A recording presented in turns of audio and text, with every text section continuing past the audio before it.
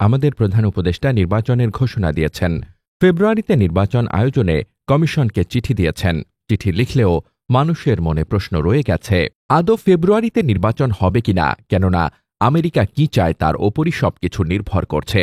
৯ August শনিবার সকালে রাঙ্গামাটি পৌরসভা প্রাঙ্গণে আন্তর্জাতিক আদিবাসী দিবসের আলোচনা সভায় প্রধান অতিথির বক্তব্যে রাজনীতিবিদ ও সাবেক সংসদ সদস্য উষাতন তালুকদার এসব কথা বলেন। তিনি আরও বলেন, আমেরিকা, রাশিয়া, চীন, ভারত এখন বিশ্বের পরাশক্তি। তাদের এখন দৃষ্টি পড়েছে বঙ্গোপসাগরের দিকে। বিশেষ করে আমেরিকার প্রেসিডেন্টের বঙ্গোপসাগর ও মিয়ানমারের প্রতি দৃষ্টি পড়েছে। তাই এখন আমাদের ভাগ্য নিয়ে ছিনিমিনি খেলা হচ্ছে।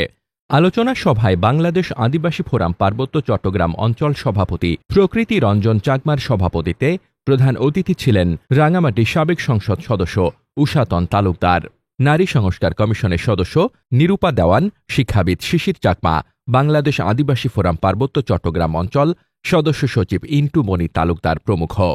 উষাতন তালুকদার বলেন, দীর্ঘ ২৭ বছর হয়ে গেলেও পার্বত্য চুক্তির বাস্তবায়ন হয়নি। এই অঞ্চলের প্রান্তিক জনগোষ্ঠীকে তাদের অধিকার থেকে বঞ্চিত করা হচ্ছে। চুক্তি বাস্তবায়ন না হওয়ার জন্য ইউপিডিএফ সম্পূর্ণভাবে দায়ী। বাইরে থেকে কেউ আমাদের অধিকার আদায় করে দেবে না। অধিকার আদায়ে সকলকে ঐক্যবদ্ধভাবে লড়াই সংগ্রামে এগিয়ে আসার আহ্বান জানান পার্বত্য চট্টগ্রাম জনসংহতি সমিতির এই নেতা। আলোচনা সভার আগে বেলুন ও সমবেত নৃত্য পরিবেশনা করা হয়। শেষে রাঙ্গামাটি পৌরসভা প্রাঙ্গণ থেকে একটি বর্ণাঢ্য শোভাযাত্রা বের করা হয়।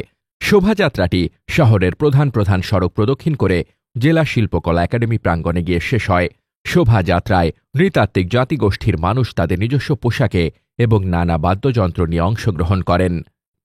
Desk report, বার্তাবাজার।